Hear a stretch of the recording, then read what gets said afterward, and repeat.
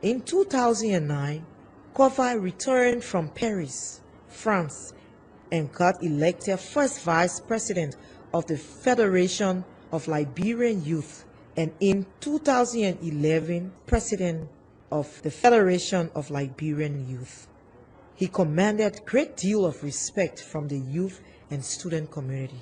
Got elected as first vice president, and then over time, the president resigned, and then I had to fit in and serve as president at a very critical time in our nation's history. At the time, our democracy was at a crossroad, and the international community was watching to see whether we could transition smoothly.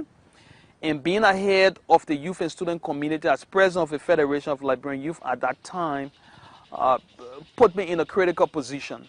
His leadership is best credited for uniting the youth and student community at a critical point of the nation's history. He stood for non-violence and peace, and in 2012, he led the first ever peaceful post-war FLY General Assembly. With the country at a critical junction that year, Prince's leadership as head of the Liberian youth and student community was well tested and proven.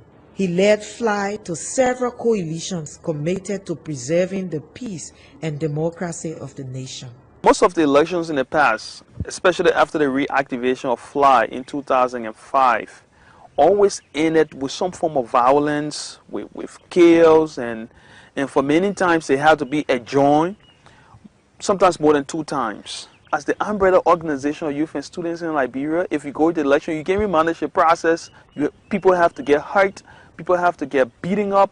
People have to go to jail. Young people, because of the quest to have a space to participate. And for some reason in between, they felt aggrieved. They felt they never had the chance. And so that was something I always wished would change. And when I had the opportunity, when I had the authority to preside over the Assembly of the Federation of Liberian Youth, for me it was a timely opportunity. I knew the time had come to be able to actualize that. We had a lot of consultations going on. We were able to engage the candidates. We were able to ensure the process was transparent. People followed every detail visible. We had regular meetings, and the Ministry of Youth and Sports also had a role helping with the process. And at the end of the day, to the surprise of even the public, we had the first ever peaceful, non-violent election in the history of FLY. To see a non-violent election at the point where political leaders were making threatening statements.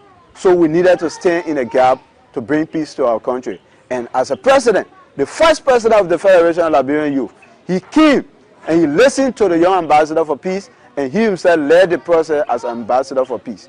So in his business schedule, he found time to serve his country. That decision to put self-interest last and allow the general aspiration of the people to prevail was the key to solving violence associated with any FLY election process. If we're to translate that to the national politics of our country, I don't see any reason why we should be concerned about pre- or post-electoral violence, because the will of the people will have prevailed.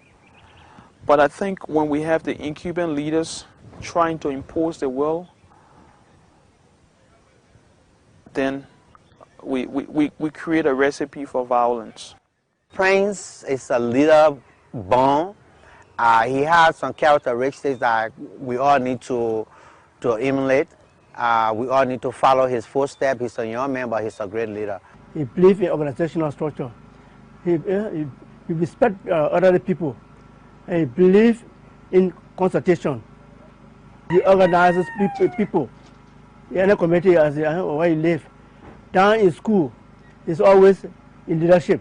In the church, he rose to the position of a secretary for the youth fellowship. Because of his humility, because of his leadership skills, he was asked by the priest to serve on the church nominating committee. And he served as secretary on that nominating committee. He became a part of the church vestry. And the vestry is the highest decision-making body of the church. And he served on that vestry very well. Currently, he's like playing advisory role to the youth, helping them up with their programs and some other plans they have, maybe monetary-wise, or whatever he can. He's liberal. He listens to all sides. He gives room to opposition. He gives them place in your leadership. He listens to what they have to say. But at the end of it, he takes sense from all of them. And then he's there. And at the end of the day, you see that everyone will tread on smooth ground. He's a consultative leader. I mean, he has the leadership style that any country will hope for. Everything he has said to me has come to pass. He has not failed. So I really, really respect him. And I think anybody I want to set an example, I want to use as a role model, somebody that Prince will fit in our shoes. Due to misunderstanding relating to the payment of vacation job allowances to students, Korvah, as head of the youth community in Liberia, was able to swiftly work with other youth leaders from LINSU and MRU Parliament in leading a concerted effort to rebrand the image of the Liberian youth. We had this experience with a group of students who were offered vacation job by the president's office, and then there was some miscommunication. There was delay in pay, not because the money was not available, but the processes leading to ensuring that everybody got their money was a little bit delayed. Started to burn cars and broke into people's shops and stores, and I mean the message that sent just reinforced the already waging campaign that our generation was good for nothing. There was a serious gap. Who to bridge the gap, to calm the young people, to provide a direction for them. They were looking for solutions to their problems. They were confused, they were perplexed. They had to take the city hostage. Fly took the initiative, they headed by Prince Korvah, and then began to meet government officials, started having consultation with major stakeholders, and within the less than 72 hours, we had come in the city, the young folk got the incentives. We decided we're going to mobilize those very young people who went burning people's vehicles to go back and sweep the debris and things that were left behind by that action. And all of that were organized in a space of 5 to 6 days after the incident. I had to deliver a speech to the nation and extend our apology on behalf of the young people to the president, to the rest of the country, that sometimes we slip, but doesn't mean that we're good for nothing. I've completed my courses. Had it not been for the Ebola, you'll be probably talking to a law school graduate now, but I've completed all of the academic requirements at the law school. I intend to move forward, keep getting prepared for greater responsibilities. So my thought looking deep into the future is to have a transition.